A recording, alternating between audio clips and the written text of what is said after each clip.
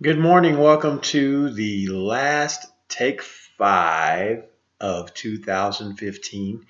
And we're in Exodus chapter 19, verse 7. And I told you we're going to go slowly through this. It's going to take us a while to get through this material because it's very important. So Moses went back and summoned the elders of the people and set before them all the words the Lord had commanded him to speak. The people all responded together, "We will do everything the Lord has said." So Moses brought their answer back to the Lord. So the people have agreed to obey God. And the Lord said to Moses, verse 10, "Go to the people and consecrate them today and tomorrow." Okay, that means we got to get these people ready for what's about to happen. Consecration means to be set apart for God, set apart for a specific thing God wants to do. All right. And again, some of this stuff may go over your head. Don't worry about it. Have them wash their clothes and be ready by the third day, because on that day the Lord will come down on Mount Sinai in the sight of all the people. Put limits for the people around the mountain and tell them, "Be careful that you do not approach the mountain or touch the foot of it. Whoever touches the mountain is to be put to death. They are to be stoned or shot with arrows. Not a hand is to be laid on them. No person or animal shall be permitted to live.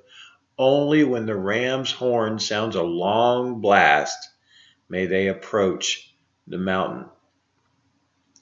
All right, this is going to be done very orderly, but God is very, very serious. His glory uh, is so great and so awesome. All right, but He's not. He says they can't come near me until I tell them that they can. That's talking about God's glory. Now, the good thing, we're not living in this age anymore. It's good to look at what they had to deal with. But can you imagine how awesome the glory of God was now? Because what Christ has done for us, we can approach Him. See, they were unclean, and they could only get so clean by washing their clothes and going through the ceremonies. That they couldn't get clean enough to actually get really close to God. And God knew that. And so, and God even said, if they get too close, you got to kill them. All right. So the only one that was the exception was Moses himself. And we will see that as we keep reading here. Um, so after Moses had gone down from the mountain to the people, he consecrated them and they washed their clothes. Then he said to the people, "Prepare yourselves for the third day. Abstain from sexual relations." All right, so even husbands and wives had to not have sex during this period of time to get ready to meet God. Verse 16, on the morning of the third day, there was thunder and lightning with a thick cloud over the mountain. Can you get this picture here? All right. And a very loud trumpet blast. Everyone in the camp trembled. Then Moses led the people out of the camp to meet with God, and they stood at the foot of the mountain. Mount Sinai was covered with smoke because the Lord descended on it in fire. The smoke billowed up from it like smoke from a furnace, and the whole mountain trembled violently. So you've got this entire mountain that's just shaking. It's like an earthquake.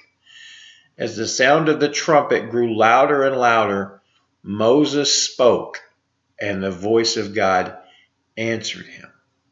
All right, we're going to stop right there. That's how we're going to end our 2015. But you've got the lightning and the thunder, and the mountain is shaking, and there's smoke, and oh my gosh, it's fire, and it's awesome stuff. But that's how awesome God is. Thankfully, we can approach Him now because of Christ. All right, come back though tomorrow. Come back next year for the next edition of Take 5.